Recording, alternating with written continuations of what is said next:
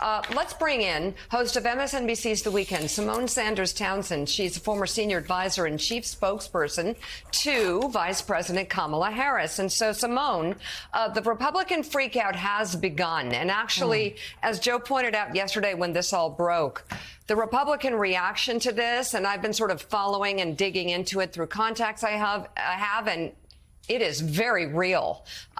It is a hate campaign against who they call Kamala Harris, and they are freaking out, melting down. I can't think of the other words, but you see this very strong reaction, which shows that something has moved the meter, and perhaps Donald Trump himself may not be happy about the concept of Kamala Harris. I've been watching all night long videos of her in Senate hearings, grilling former Attorney General Bill Barr, Supreme Court nominees. And man, can she prosecute? Can she grill Republicans? Can she drive the point home when she's in that mode? So I guess my question to you is, what do you think? Will she get the support? Will she get the delegates? And can she prosecute the case against Donald Trump? Yeah, Mika, the grilling, the former staff, we like to refer to it as putting someone on the witness stand. She knows how to do that quite well from her previous life as a prosecutor. Before we talk about the vice president, I've also had the privilege to work for the president. I worked on his last campaign. I was a deputy assistant to the president in the White House, in addition to serving the vice president. And Joe Biden is a remarkable man. He is selfless, and frankly, what he did yesterday, very few elected officials in this country would be willing to do. And just the way in which it was handled. Joe Biden is a better person than me. Let me just say that. When it comes to the vice president, there was not a more loyal person, frankly, throughout this entire process to the president. Sans, I would argue, Rashidi Donlan, Annie Tomasini, and Anthony Bernal, then Vice President Kamala Harris.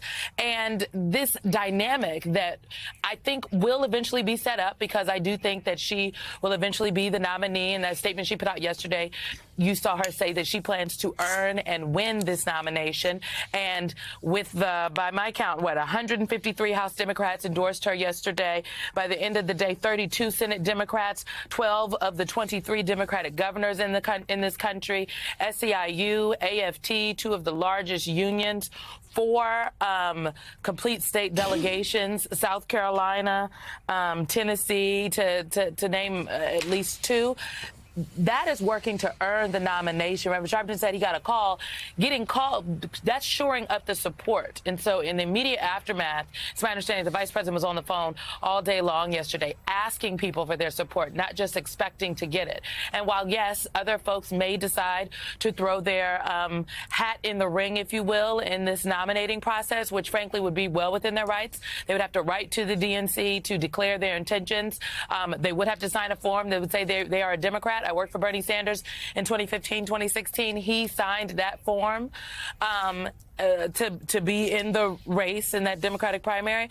And then they would have to get at least 300 signatures. A good candidate would get about anywhere between about 600 from all 50 different states of DNC members, delegates to the convention.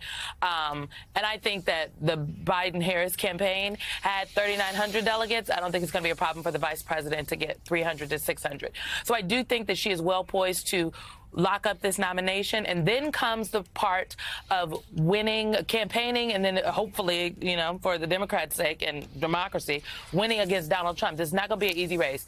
I think the last point I'll make is much has been made about the president's age and how, maybe the race was just so close because voters were concerned about Joe Biden's age. I would argue that the race was always going to be close. It was close in 2020, and it is going to be close this time. And I do think that the people around the vice president and the Biden campaign and now the Harris campaign especially realize that.